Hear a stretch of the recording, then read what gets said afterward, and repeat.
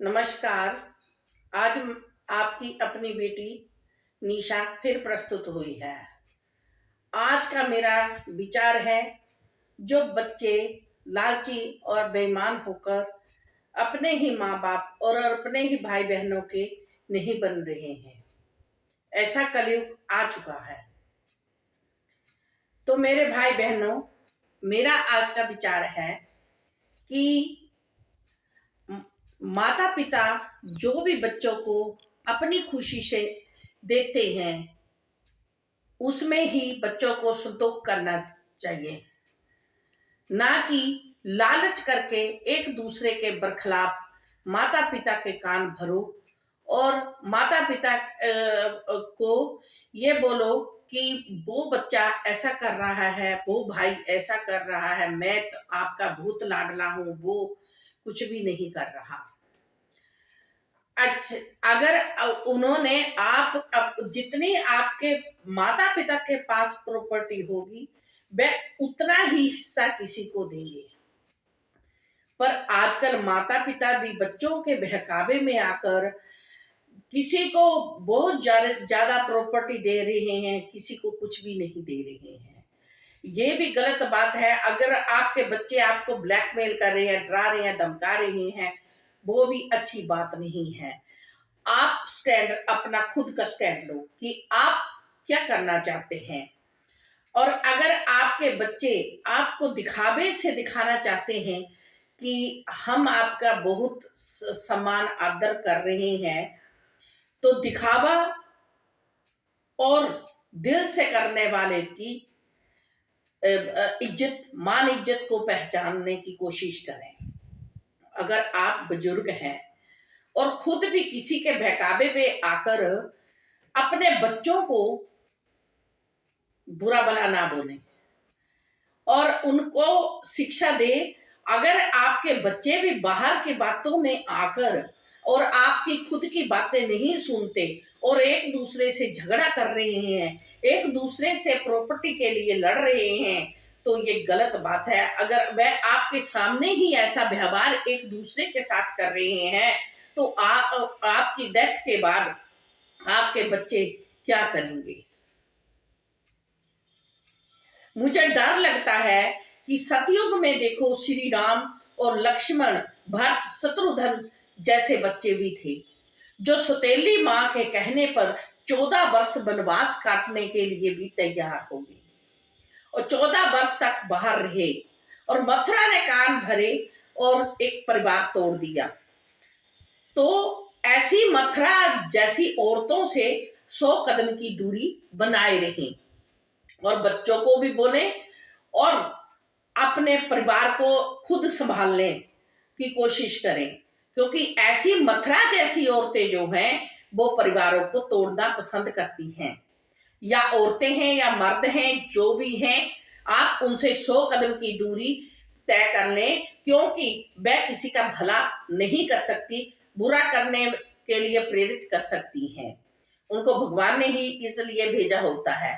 तो बच्चों को भी समझना चाहिए कि माँ बाप आपको किसी बात से रोक टोक कर रहे हैं, तो वह इसमें कुछ तो होगा। माता पिता ने इतनी उम्र लगाई है, ऐसे ही नहीं बाल सफेद हो गए। जो माता पिता के दुश्मन हैं, वो आपके कब सके होंगे, वो आपका कब भला चाहेंगे। आप उनकी बातों में आकर अपने माता पिता से झगड़ा करते हैं, अपने भाई बहनों से झगड़ा करते हैं, ये कहाँ का न्याय है। और हाँ, अगर आप एक दूसरे भाई बहनों की प्रॉपर्टी को हथिया भी लेंगे, एक दूसरे के अपने माँ बाप के बरखिलाफ माँ बाप के कान भर देंगे, एक दूसरे के बरखिलाफ आप कान भी भर दोगे, तो क्या आप ईमानदारी की कमाई अपने बच्चों को खिला पाएंगे। अपनी जो गृहस्थी की आप सीढ़ी चढ़ रहे हैं, वो आप ईमानदारी की सीढ़ी पर अपने बच्चों को चढ़ा रहे हैं कि बेईमानी की नोक पर आप अपने बच्चों को सीढ़ी दर सीढ़ी चढ़ा रहे हैं। एक जानवर भी है ना, वह अपने बच्चों को पाल पोस कर उनको कमाने की और खुद कमाने की शिक्षा देता है कि बेटा खुद कमाओ और खुद चलो। और आप एक दूसरे भाई बहनों के गले काट कर, एक दूसरे की प्रॉपर्टी हत्या कर आप खुद को अपना बहुत खब्बी खान समझ रहे हैं। तो अपने भाई बहनों की आप प्रॉपर्टी खाकर कितने बड़े हो जाओगे, वही बच्चे आपको आपकी असलियत दिखा देंगे। जिनके लिए आप अपने भाइयों का गला काटकर प्रॉपर्टी बना रहे हैं, वही आपको आपकी जगह दिखा देंगे। और कुछ भाई ऐसे हैं जो एक भाई को बर्बाद करके उसके बच्चों का भी सब हक छीन कर खा जाते हैं, और फिर भी वह सही बने रहते हैं दुनिया की नजरों में कि हम बहुत अच्छे हैं, हमने बहुत नेक काम किया है। क्या भैया, अगर आप दुनिया की नजरों में अच्छे हैं तो कोई बहुत बड़ी बात नहीं है। आप खुद की नजरों से गिर चुके हैं और भगवान की नजरों से गिर चुके हैं। आप जब ये मुंह लेकर ऊपर जाओगे तो किस मुंह से आप वहां पर जा पाओगे। और आप खुद की नजरों से भी जाते वक्त यही सोचेंगे कि मैंने किसका भला करके मैं चला हूं। जब आखिरी सांसें आती हैं तब पता चलता है कि मैंने किसका भला किया, मैंने किसका बुरा किया पूरी उम्र। तब भगवान जब यमदूत पूरी बातें आपको सर्विस करते हैं ना, जैसे आप फिल्म की रील चलिए, आप फिल्म देख रहे हो, बाद में वह रिवर्स करके दोबारा देखना चाहते हो जो कोई पार्ट रह जाए, तो वो ही रिवर्स चित्रगुप्त जब ऊपर करेगा और आपकी बातें होगी, तब आप क्या सोचोगे कि मैंने अपने भाई, चाहे भाई आपका पहले मर जाए चाहे बाद में मर जाए, परंतु आपने गलत काम तो किया है ना, आप अपनी नजरों से गिरे तो है ना, उसके साथ आपने न्याय तो नहीं किया।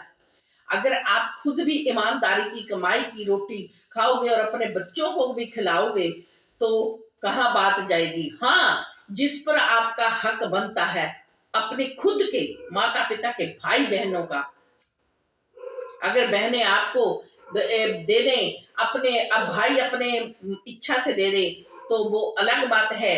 अगर एक ही बहन है, चाचा ताई की लड़की है, तो इसका मतलब ये नहीं है कि आपके उसके माता पिता से छीन कर खा लें, क्योंकि कि बहन की शादी होगी तो मैं पराए घर चली जाएगी और हम ताई चाचा के लड़के बहुत शहंशाह खब्बी खान हो गए, हम अपने माता पिता को बोलकर तो उसका हक छीन कर खा लेंगे। ये बात सही नहीं है। ये आप खुद की नजरों से गिरे हैं। कहते हैं ना कि दे दिया तो शहद बराबर, मांग लिया वह दूध बराबर, छीन कर खा लिया वह जहर बराबर। आगे मैं कुछ नहीं बोलना चाहती हूँ। हंसी तो बहुत करते हैं कि ऐसा बोल रही है ऐसा बोल रही है, परंतु ये बात मैंने बहुत, मुझे पता है कि मैंने सही कही है।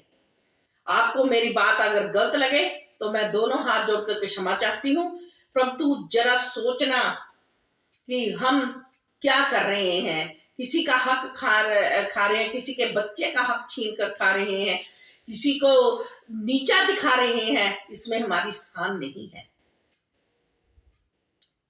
सतयुग तभी आएगा जब आप ईमानदारी का खाओगे और ईमानदारी का खिलाओगे। अगर आपको माता पिता ने कुछ दे भी दिया तो उसको सिर माथे पे लगाकर कबूल करना, ये आपकी ईमानदारी कहलाती है।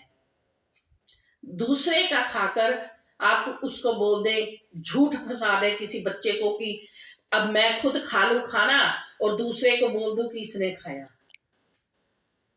तो मैं खुद की नजरों में गिरी हुई हूं, किसी दूसरे की नहीं। हर हर महादेव।